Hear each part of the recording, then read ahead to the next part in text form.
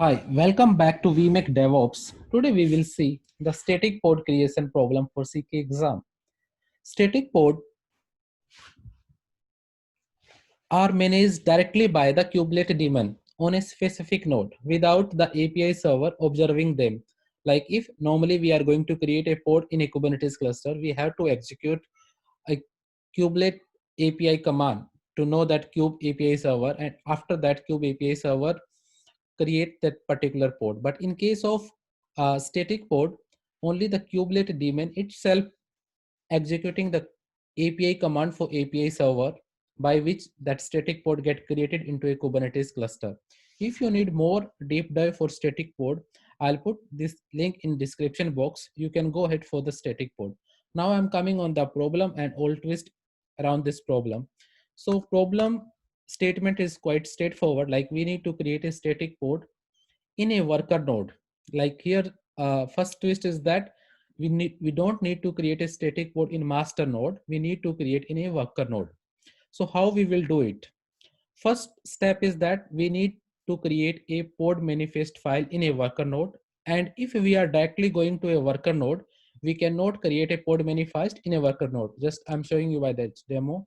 Like if I'm going to create here by this is the command to create a pod manifest file. If you're not aware that, then I already created a earlier video in which you can check that the same in that my last recording. So if I'm going to create it, it giving me the error because here the kubeconfig file is not configured. So what we have to do, first of all, we need to create a kube manifest file in master node itself. So I created here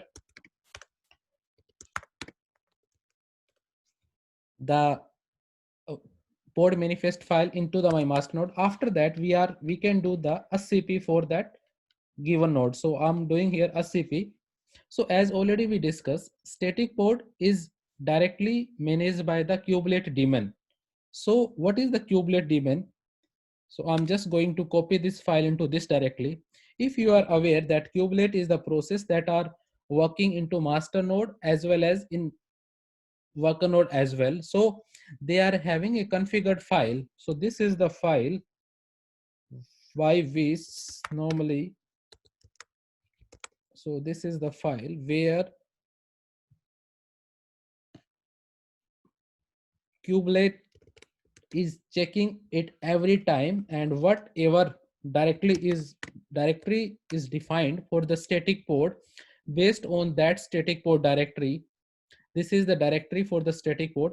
So what happened, every time kubelet will check this particular static pod directory, and whatever pod definition file are defined in this particular directory, it's going to create pod for that. Like if I'm showing you kubectl get pod hyphen n cube system, these all are the static pod that are created by the kubelet itself, because these all manifest file are defined here.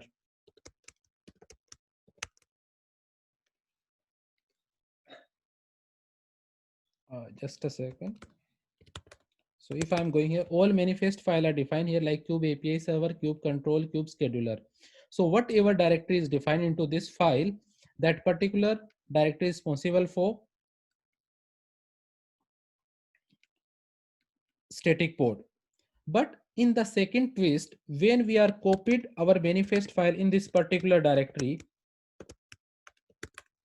we cannot able to see that pod into the master node. That is the twist in that. Still, we don't have any pod into this default namespace. Why this happen? Because during the exam in the worker node, they are going to manipulate this file. So I'm again just copying, I'm showing you that file. This is the file that is responsible for static pod directory, in which kubelet will check every time what is defined into the static pod. And if I'm open this particular file, there is, I just removed that.